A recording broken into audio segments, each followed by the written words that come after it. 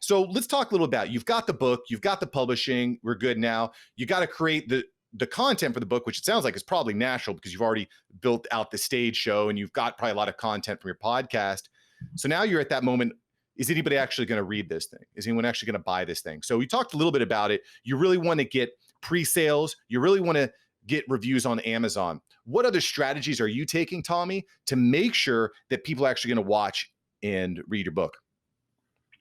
Yeah. So 3 things. One, I don't know if there's 3, but I just figured 3 was a good number to list. So 3 things. Number 1 is that kind of launch team that I've already talked about. So that's this is boots on the ground, getting every family and friend that we know and asking if they'll support us with this book. And that means buying the book and then maybe doing a review and maybe helping us promote the book or whatever. And it goes even deeper than that. Once they're in our launch team, you need the Amazon and Google search to work well for your book. So I have, 100 people every week going to Amazon and searching Mom versus Dad and Tom Riles author and Lucy Riles author.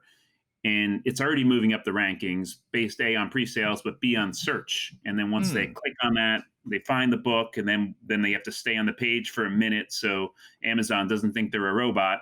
And so all that stuff matters, right? So that's one, the launch team and how I'm going to have these friends and family. And by the way, Mark, I'm going to hit you up. You're joining the launch team, whether you like it or not. So there, and it's good, I think, for people like you too, so you can kind of see the process. And I would love if you or whoever modeled the process and did it on their own when their book comes out. And I'm happy to join their launch team, right?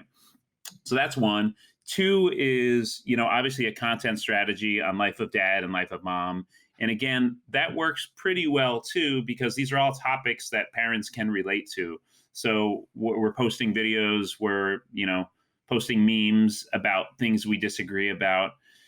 And they're fun. They're fun topics. Every chapter in the book is kind of fun, and that could turn into a fun meme or a fun video. So I want to ask you a little bit more about that before we get into number 3. When you're looking at your content strategy, are you actually just saying, hey, this is my book, you should go check it out and buy it? Or are you just kind of like giving these funny moments, these little excerpts of value? How are you approaching the content strategy?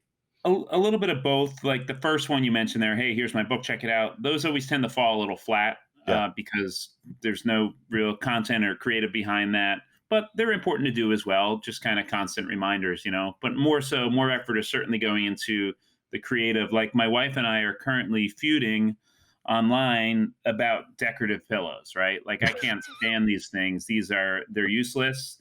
They're expensive. They're everywhere. We went camping this summer. She brought 6 of them on the camping trip. No need for these things in your life, my life. They're not necessary, right?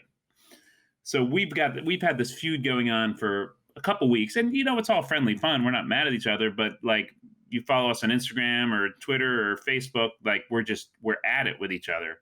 And then we'll throw a book link in here every here and there. And that's also a chapter in the book, the case for or against decorative pillows, right? Now she's out of town now for 4 days. Like I said, a box shows up the day she left, and I'm already posting about how I'm going to replace all of her decorative pillows with Christopher Walken pillows. They actually sell them. And he's got like an angry look on his face, and that would be on every decorative pillow. I'm already posting about this. I'm planning about this. The day she leaves, a big box shows up at our house, and I'm like, "Oh, this is nice. She got something for me when she's gone or whatever." It's full of Christmas decorative pillows. This is complete BS. And I open these things up, and I'm angrier than possible. But we're posting about all this and sharing this, and people are getting a kick out of it, right? And then hopefully they'll think we're funny and wanna buy our book. Yeah, so you're bringing them along for the ride. I think is a great thing. That's hilarious. And as someone who's been with my wife for over a decade, married for 5, we've got 2 kids, I can tell you that pillows are definitely a source of contention in my household as well. Like we have at least a dozen pillows on our bed, and I sleep on one, and I don't know what the purpose of them is, but there's cylinders, there's like little rectangles. Like, what are you going to do with a cylinder pillow? Like what function? Is there one? If you're ever on the cover of Good Housekeeping, I guess that could be useful for some reason. Yeah. But That's the right. Christopher Walken might even stand out more there. Okay, cool. So we talked about two out of three of your main strategies for Right. launch. There's the boots on the ground strategy, getting people together to actually go to Amazon and kind of help drive the SEO and drive engagement there. And there's also the content strategy on social media you've already built up over the past decade. What's number three? How else are you promoting your book? So number three is press and PR. So what we're doing right now would Yep. fall into that. I did a podcast yesterday. I'm doing another one on Monday. Then we're pushing. I've worked in TV for, like I said, for a long time. So we're pushing really hard on the TV front to try to get some news appearances, whether they're local news appearances. And the great thing, I shouldn't say great thing, but an upside to COVID right now is that news channels might be more open to a Zoom call with an author Yeah. or personality than them having to actually be in that city and at the news desk or whatever, right? So we could technically do news appearances in Omaha, Nebraska, places we've never been to, just because we can, right? So we're pushing really hard to get on news stations around the country, and then of course like actual national talk shows and such. Now that's tricky too. Most of these stations, they don't want to just have an author on talking about a book. So it's, how do you craft that pitch? And that, again, that goes back to our book, which hopefully is relatable and fun. So let us battle out decorative pillows live on your newscast.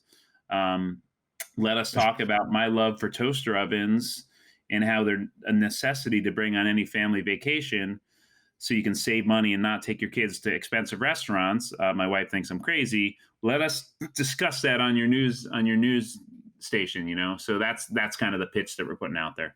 I like that. And quite frankly, in a day where all the news is so heavy all the time, getting a little bit of levity, I think, is an absolute blessing for these channels. And of course, we're talking about the book Mom vs. Dad. This is Tommy Riles from lifeofdad.com. Over 3 million followers on Facebook, millions and millions of fans.